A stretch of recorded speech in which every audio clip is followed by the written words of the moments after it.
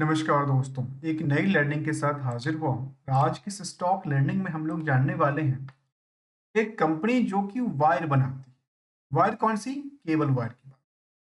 Cable wire के अलावा देखा गया कि कॉपर केबल्स बनाती है, पावर केबल बनाती है। एक तरह से कंपनी का कारोबार जो है वो केबल और वायर में ही के सेक्टर में कारोबार है। और इसको टेलीकॉम की जो सेक्टर है, टेलीकॉम इंडस्ट्रीज है, उसमें इनकी जो सब जो इनकी जो वायर है उनका यूटिलाइजेशन किया जाता है ज्यादातर मात्रा में। इसको इसलिए बीएससी के अंदर आप देखेंगे तो इसको रखा गया है, टेलीकॉम इंफ्रास्ट्रक्चर्स के अंदर इसको इंक्लूड किया गया है। इस सेक्टर के अंदर यदि देखा जाए तो इसके अलावा कंपनी ईपीसी पे काम करती है, एलईडीज बनाती है और इंफ्रास्ट्रक्चर्स का कामकाज भी है। इंफ्रास्ट्रक्चर के मामले में देखा गया कि आर&डी सेंटर है और डिस्पैच एंड पैकेजिंग का काम यहाँ पे देखने को मिलता है। इनके पास दो तरह की एक्टिविटीज की बात करती है।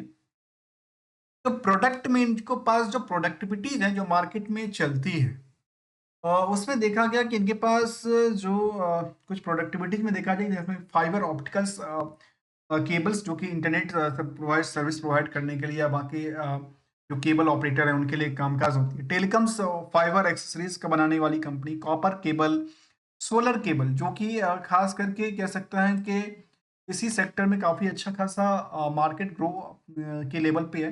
पावर केबल की बात भी किया जाता है। इन सभी पहलुओं की तरफ हम समझने की प्रयास करते हैं जिसका नाम है विंध्या टेलीलिंक्स लिमिटेड। जो स्टॉक मार्केट में अभी चार्ट को देखेंगे तो चार्ट पिछले एक सालों में चार्ट में कई बार एक बॉटम के आसपास आई है और बॉटम से लगातार लुढ़क जाती है। यदि इनको हायर टू बॉटम की चर्चा करें तो शायद कह सकते हैं कि एक लंबी गिरावट देखने को मिली है। और ये एक बार नहीं, इससे पहले भी कई बार लंबी गिरावट और लंबी प्रॉफिट, इसको कहते हैं लंबी प्रॉफिट बुकिंग करते रहना, सप्लाई को बढ़ाते हुए। क्यों नहीं, इन सभी पहलों पे चर्चा करेंगे और इसमें गोल्डन रूल कौन सी आती है जो कि अप्लाई करते हुए हम इन मार्केटों से चीज से बचते हुए और जो अप डाउन चलती रहती है उससे कुछ पैसे भी निकाल पाए, इसी पड़ाव की तरफ आज चर्चा करेंगे। पहले पढ़ने हम लोग ओपन करते हैं। ये कंपनी आज भी अंडर वैल्यूड है। क्या है? अंडर वैल्यूड है। करीब 3490 की स्टॉक प्राइस बुक वैल्यू कहता है। इंटरेंसिक वैल्यू की तरफ चर्चा करें तो वो भी करीब 1710 के आसपास की आंकड़ा कहती है। जबकि हायर टू हायर इसका जो रेंज था वो करीब करीब 3200 से ज्यादा गया था, लेकिन लोअर टू लोअर उन्होंने 1850 को एक बॉटम बनाया। लेकिन बार बार क्या कर रही है, बॉटम से लुढ़क जाती है। बॉटम से लुढ़कने के बाद यदि इनकी चर्चा किया जाए आरओई और आरओसी का तो 7% से लेकर के 10% के रिटर्न की बात करती है। प्रमोटर्स होल्डिंग 43% के आसपास बनी हुई है। कंपनी की मैनेजमेंट अपने निवेशकों को ट्रस्ट बिल्डअप करने के लिए ट्रस्ट और सॉरी डिविडेंड की पार्ट भी पेमेंट करती है अपनी प्रॉफिटेबिलिटी को लेकर के। जहां तक डेट इक्विटी के बारे में देखा है तो 0.23 का और करंट रेशियो का माप 1.66 की आंकड़ा दिलाती है।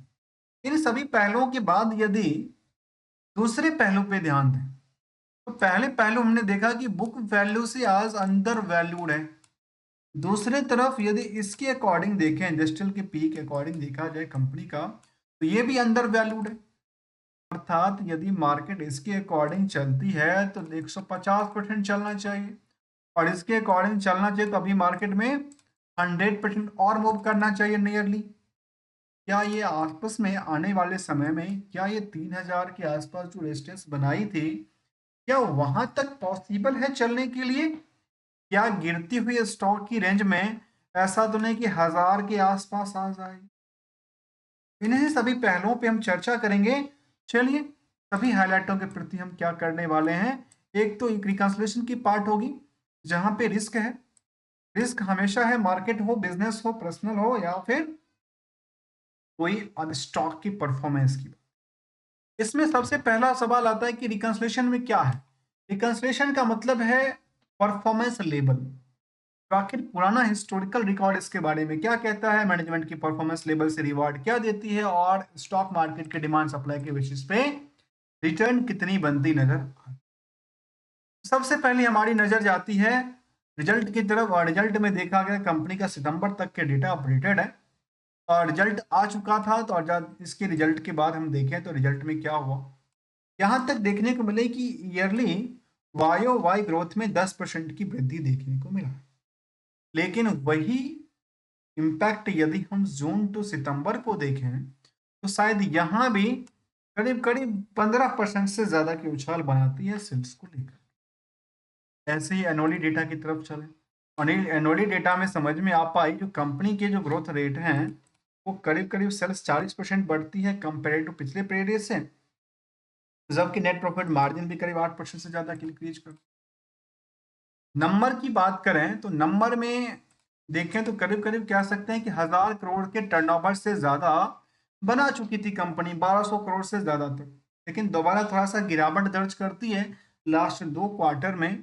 और खास के बात करूं मार्च की डेटा की, खास की बात करूं मार्च की डेटा की, तो मार्च में कंपनी बेटर परफॉर्मेंस करती है कंपैरिजन टू द अदर, जबकि प्रॉफिट भी अच्छी खासी बुक करती है। और बाकी साढ़े अर्थात मार्च में प्रॉफिट क्या करती है, अच्छी खासी सेल्स करती है, चले चाहे वो ऑफर देकर के बेचती हो या कुछ इंसेंटिव प्लान देकर। जहां ईयरली ग्रोथ में देखा गया करीब 4000 करोड़ से ज्यादा की टर्नओवर क्रिएट करती है, और मार्केट में इनकी प्रॉफिटेबिलिटी में करीब करीब 250 करोड़ की आसपास की क्या करती है, सस्टेनेबिलिटी बनाती है।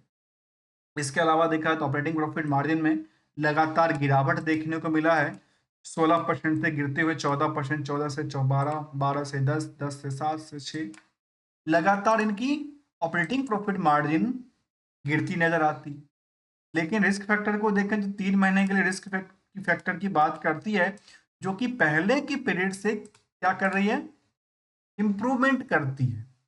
इंप्रूवमेंट के अलावा यदि हम उन पहलुओं पे देखें तो उन पहलुओं में एक बैलेंस शीट फिगर को केवल हम देख लेते हैं कि अच्छा ये इनके हिसाब से एसेट्स लगातार बढ़ी है, लायबिलिटी की पोजीशन में कभी गिरावट है नहीं है। तो ये देखने को मिला कि यदि लायबिलिटी 5% बढ़ती है तो एसेट्स 100% से ज्यादा मूव करती है, अर्थात 11% के आसपास की comparison to the previous year से 2023 की डेटा से ये कंपेयर करने के बाद ये ऊंचाइयों पे पहुंचती है।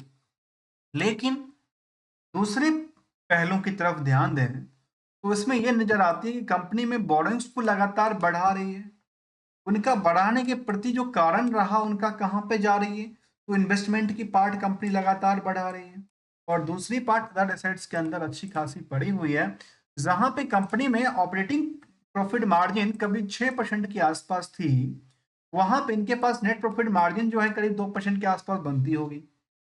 शायद इसको यदि कंपेयर करें तो 5% के आसपास मान लेते हैं बनती हो, ठीक है। इसके अकॉर्डिंग ये 231 करोड़। लेकिन इसमें अच्छी बात है, अच्छी बात क्या है, other source of income company के पास इतनी तगड़ी आती है, जो इंटरेस्ट यदि कंपनी पे करती है अपने बॉन्ड्स के ऊपर तो उनको कोई फर्क नहीं पड़ता है, क्योंकि इनके पास प्लानिंग है अदर सोर्स ऑफ इनकम को जनरेट करने।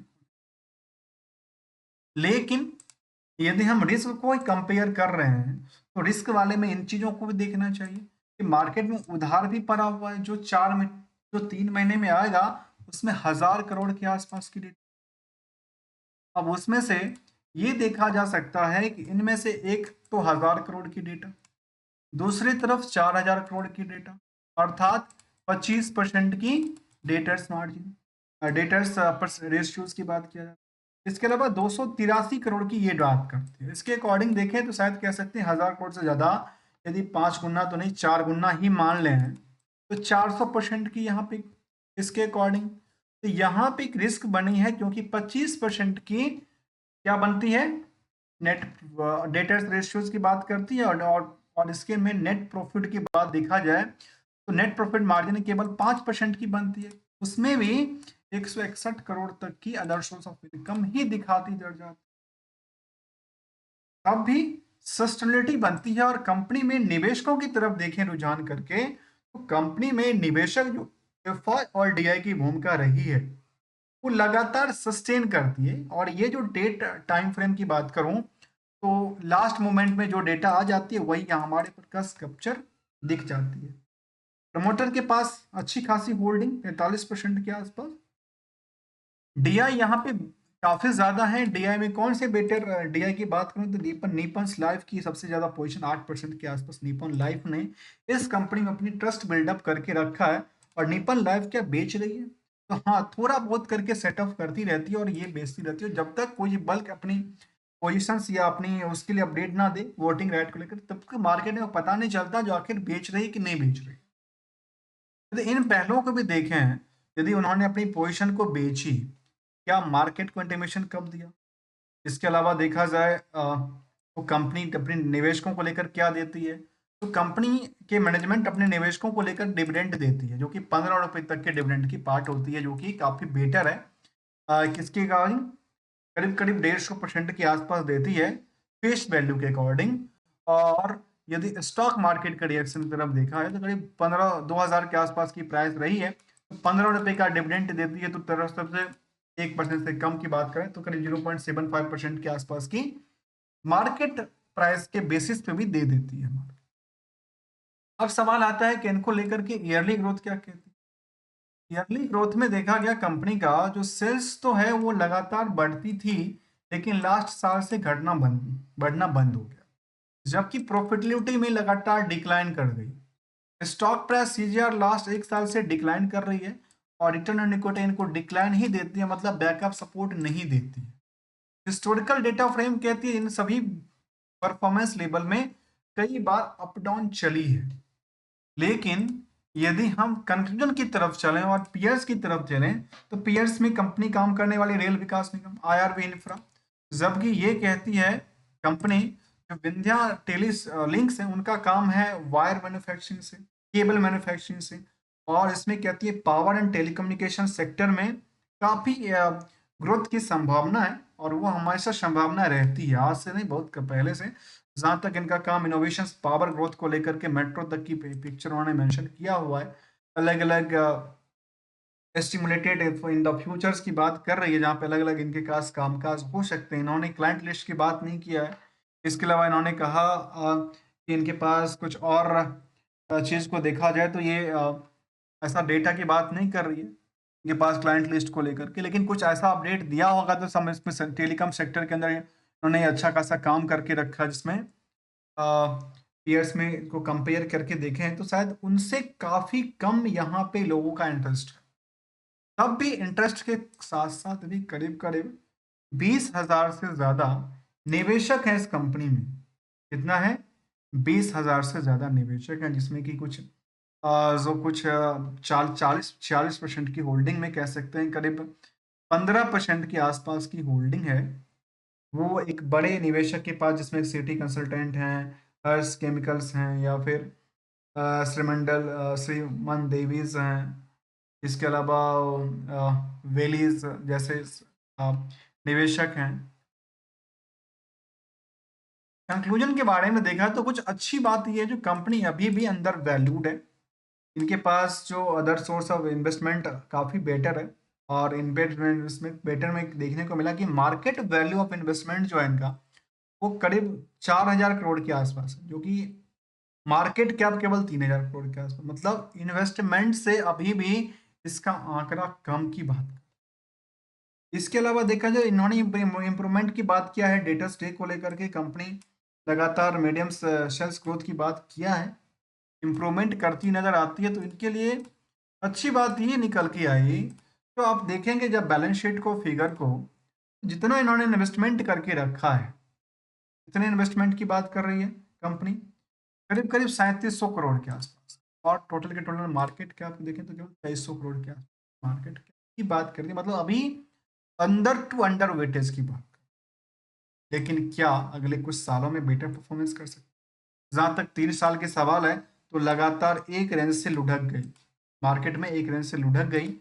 अब इनकी जो सपोर्ट लेवल बनाने की प्रयासरत हैं, वो इस लेवल के आसपास सपोर्ट लेने की प्रयास कर रही है। यदि मार्केट यहाँ भी सपोर्ट ना लेती है तो फिर मार्केट के लिए चिंता हो सकती है, लेकिन यहाँ पे आकर के थोड़ा सा सपोर्ट लिया है मार्केट।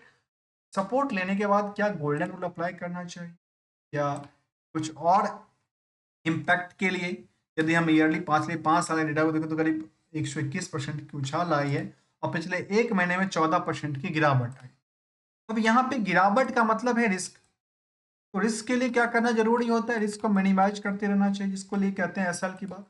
एक्सपेक्टेशन के आसपास प्रॉफिट को बुक करते रहना चाहिए, तभी तो घर पैसा आता है। और इन सभी पहलुओं की तरफ एक तो टर्म को देखना है, एक परसेंटेज को देखना है, खुद की फाइनेंशियल सिचुएशंस क्या है, उसके अकॉर्डिंगली रिस्क कितनी जाती है। जहां पे देखिए बॉटम में मार्केट ने सस्टेन किया और मार्केट ने क्या किया, आगे के लिए पोजिशंस बनाने की प्रयास किया। क्यों? क्योंकि यहाँ पे ट्रेंड को दिखाता है। यदि एक ट्रेंड से सब जा रहे हैं तो ट्रेंडिंग वही कहता है, यदि कोई बेचने के लिए आ रहा है तो सब के सब बेचेंगे। क्यों? क्योंकि पैनिक बना जाता है, क्योंकि मार्केट में कुछ खरीदने वाले तो बैठे हैं ना, कि आप खड़ी बेच रहे हो तो कोई ना कोई खरीदने वाला बैठा है। लेकिन इसमें गोल्डन रूल कहता है जो न्यूट्रल के आसपास, उसमें रिस्क को हमेशा देखना चाहिए, एक्सपेक्टेशन के आसपास प्रॉफिट बुक करना चाहिए, और खुद की एक प्रिंसिपल बनाते हुए एक डिसिप्लिन मेंटेन करते रहना चाहिए, जिससे कि अच्छे खासे पैसे रिटर्न आते हैं खुद का लगा हुआ और उसके एक्स्ट्रा। अदरवाइज मार्केट में नंबर ऑफ शेयर लिमिटेड होती है, उसमें डिमांड सप्लाई को घटा के बढ़ा के मार्केट के रिएक्शंस के बेसिस पे एक को प्रॉफिट एक को नुकसान तो होना ही होना होता है। और ये हमने समझने का प्रयास किया इस स्टॉक को लेकर के, जिसका नाम था Vindhya tele films tele link limited, जिनका कामकाज केबल जो कि बनती है पावर केबल की बात में, सोलर पावर की बात करें, इसमें अच्छी खासी कामकाजी करती नजर आती है। उसमें भी यदि ये सेक्टर वाइज उन्होंने दिया होगा कि सबसे बेटर सेक्टर किसमें है, सेगमेंट वाइज तो शायद कंपेयर करना और बेटर हो सकता है। उसके लिए यदि हम जाएं इनके सेगमेंट वाइज तो कंपनी के पास सबसे ज्यादा कामकाज है वह ईपीएससी से, engineering procurement and construction company के तौर पे केबल का काम थोड़ा कम है। अर्थात ये मेन तौर पे यदि इसको कंपेयर किया जाए तो शायद ईपीएससी कंपनी से कंपेयर करना बेटर हो सकता है, जिसके तौर पे यहाँ पे पीयर्स में कहती है, जो इनको कंपेयर किया गया इंफ्रास्ट्रक्चर डेवलपमेंट एंड ऑपरेशंस को लेकर के, कंस्ट्रक्शन लाइन के, इसलिए इनको रेल विकास निगम और बाकी सारे कंपनी से कंपेयर किया गया। लेकिन यदि इनको पीएस की कंपेयर यहाँ के बेसिस पे देखा जाए इनको, इसमें कहती है कि इनके पास इंडस टावर है, F S H F C L जैसे कंपनी है, जीटीएल इंफ्रा जैसे कंपनी, जो कि टावर और इंफ्रास्ट्रक्चर में टेलीकॉम सेक्टर की कंपनियां में दिग्गज कामकाज करती हुई नजर आई है। मिलते हैं कुछ नई स्टडी के साथ, तब तक के लिए enjoy and thank you so much for joining here, without किसी रिकमेंडेशन, विदाउट ट्रेडिंग एडवाइस को लेकर के। सबको वीडियो अच्छा लगे तो वीडियो को लाइक, चैनल को सब्सक्राइब करना मत भूलिएगा।